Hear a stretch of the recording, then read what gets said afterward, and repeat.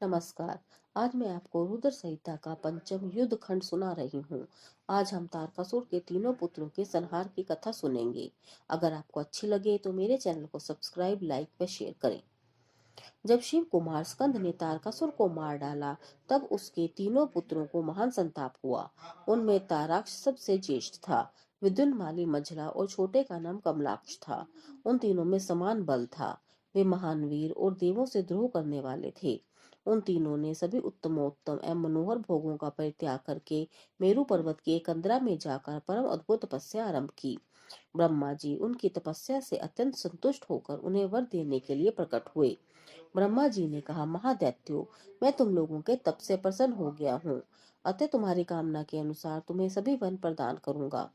दैत्यों ने कहा, भगवान, यदि हम लोग प्रबल पराक्रमी हैं, तथापि हमारे पास कोई ऐसा घर नहीं है जहाँ हम शत्रुओं से सुरक्षित रहकर सुख पूर्वक निवास कर सके। अतः आप हमारे लिए ऐसे 3 नगरों का निर्माण करा दीजिए जो अत्यंत अद्भुत और संपूर्ण संपत्तियों से संपन्न हो, तथा देवता जिनका विनाश न कर सके। इसी बीच ताराक्ष ने कहा कि विश्वकर्मा मेरे लिए जिस नगर का निर्माण करें वह स्वर्णमय हो। कमलाक्ष ने चांदी के बने हुए अत्यंत विशाल नगर की याचना की और विद्युन्माली ने प्रसन्न होकर वज्र के समान कठोर लोहे का बना हुआ बड़ा नगर मांगा। आकाश में नीले बादलों पर स्थित होकर क्रमशः ये तीनों पुर एक के ऊपर एक रहते हुए लोगों की दृष्टि से ओझल रहे। 1 सहस्त्र वर्ष के बाद ये तीनों नगर परस्पर मिले और एक ही भाव को प्राप्त हो, अन्यथा नहीं। उस समय कृतिवासा भगवान शंकर लीला पूर्वक संपूर्ण सामग्रियों से युक्त एक असंभव रथ पर बैठकर एक अनोखे बाण से हमारे पुरों का भेदन करें। ब्रह्मा जी ने कहा कि अच्छा, ऐसा ही होगा। फिर बहुत समय तक उन तीनों ने वहां निवास किया। तदंतर तारक पुत्रों के प्रभाव से दग्ध हुए इंद्र आदि सभी देवता दुखी हो परस्पर सलाह करके महादेव के पास गए। देवताओं ने कहा, महादेव, तारक के तीनों पुत्रों ने मिलकर इंद्र सहित समस्त देवताओं को परास्त कर दिया है। भगवान, उन्होंने त्रिलोकी को तथा मुनीश्वरों को बहुत अधीन कर लिया है और संपूर्ण सिद्ध स्थानों को नष्टभ्रष्ट करके सारे जगत को उत्पीड़ित कर रखा है। शिव जी ने कहा, देवगण, वे तारक पुत्र सब के सब पुण्य संपन्न हैं, इसलिए उन सभी का वध असंभव है। तदंतर देवगण भगवान विष्णु के समीप गए और उनके द्वारा ऐसी व्यवस्था की गई जिससे वे असुर शैव सनातन धर्म से विमुख होकर सर्वथा अनाचरण परायण हो गए।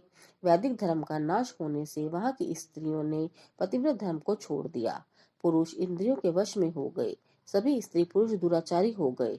तप से प्राप्त लक्ष्मी वहां से चली गई। इस प्रकार अधर्म का विस्तार हो गया। तब भगवान विष्णु और ब्रह्मा के साथ सब देवता कैलाश पर्वत पर गए। उन्होंने कहा, शंभो, त्रिपुरवासी दैत्यों ने हमें प्राय नष्ट सा कर डाला है। अतः आप शीघ्र ही उन असुरों का विनाश करके हमारी रक्षा कीजिए। तदंतर विश्वकर्मा ने रुद्रदेव के लिए बड़े यत्न से दिव्य रथ की रचना की। तब महान ऐश्वर्यशाली शंभु रथ सामग्री से युक्त उस दिव्य रथ पर आरूढ़ हुए। भगवान रुद्र ने कहा, सुरश्रेष्ठो, यदि तुम लोग देवों तथा अन्य प्राणियों के विषय में पृथक पृथक पशुत्व की कल्पना करके उन पशुओं का आधिपत्य मुझे प्रदान करोगे, तभी मैं उन असुरों का संहार करूंगा, क्योंकि वे दैत्य श्रेष्ठ तभी मारे जा सकते हैं, अन्यथा उनका वध असंभव है। तभी से महेश्वर का पशुपति नाम विख्यात हो गया।